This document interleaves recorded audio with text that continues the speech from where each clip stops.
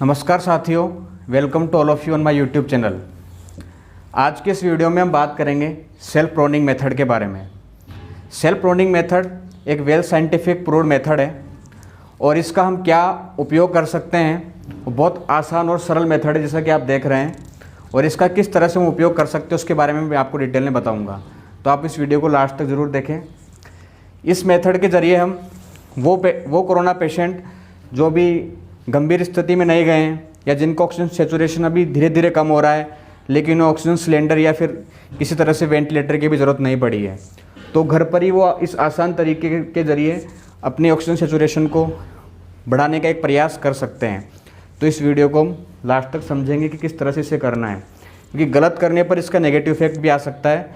तो ये हमारा देखना बहुत ज़रूरी है। इसमें हमें ये ध्यान रखना है कि चेस्ट और हमारा जो एब्डोमेन है उसके बीच में हमारे डायफ्राम होते हैं। तो हमें जब इसमें हम पेट के बल उल्टे लेटेंगे तो हमें उसके बीच में गैप रखना है। अगर हम सीधे ही उल्टे लेट जाएंगे, कुछ सपोर्ट नहीं लगाएंगे, तो हमारे डायफ्राम जो संकुचित होते हैं तो उनकी कार्यक्षमता में प्रभाव पड़ेगा, तो इसका नेगेटिव इफेक्ट भी आ सकता है। तो हमें ये ध्यान रखना है कि हमें 3 पिलो लेने हैं। सबसे फर्स्ट पिलो हमें चेस्ट के जस्ट नीचे रखना होता है।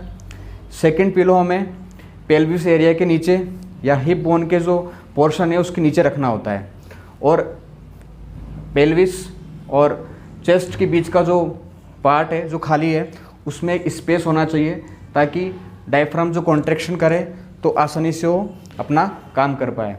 और लास्ट पिलो हमें पैरों के जस्ट नीचे रखना होता है।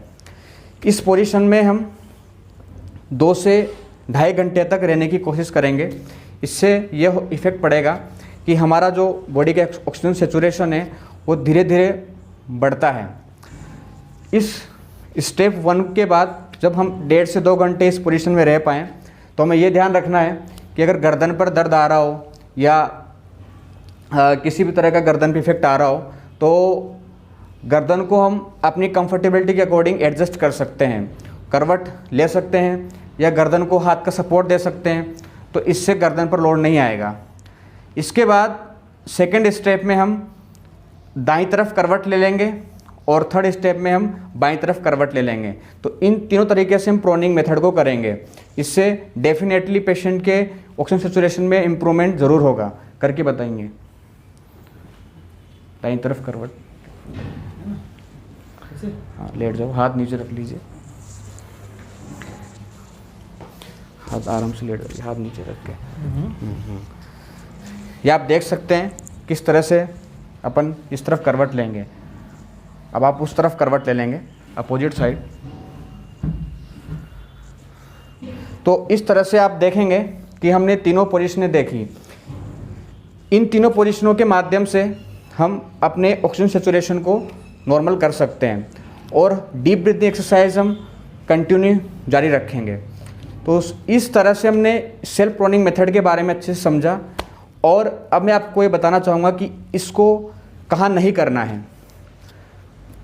प्रेग्नेंट वुमेन्स हैं, गर्भवती महिलाएं हैं, या जो दिल के मरीज़ हैं, इनको हार्ट की कोई ना कोई प्रॉब्लम्स है, या जो ओबेसिटी वाले पेशेंट हैं जिनका बेली ज़्यादा बाहर आया हुआ है तो वो भी ठीक से एडजस्ट नहीं कर पाएंगे। इसके अलावा किसी का हिप बोन का कोई ऑपरेशन हुआ हो या कोई पेल्विक इंजरी हो या किसी भी प्रकार की पैरों में कोई फ्रैक्चर हो, तो इस तरह के जो लोग हैं वो इस पोजीशन को अवॉइड करेंगे। ठीक है, तो ये एक बहुत आसान सी प्रक्रिया है जो कोई भी अपने घर पर कर सकता है। और अगर आपको ये वीडियो अच्छा लगा हो तो आप लाइक करें और इसको ज़्यादा से ज़्यादा लोगों तक शेयर करें और हमारे इस चैनल को सब्सक्राइब करें और बेल आइकन प्रेस करें। Thank you.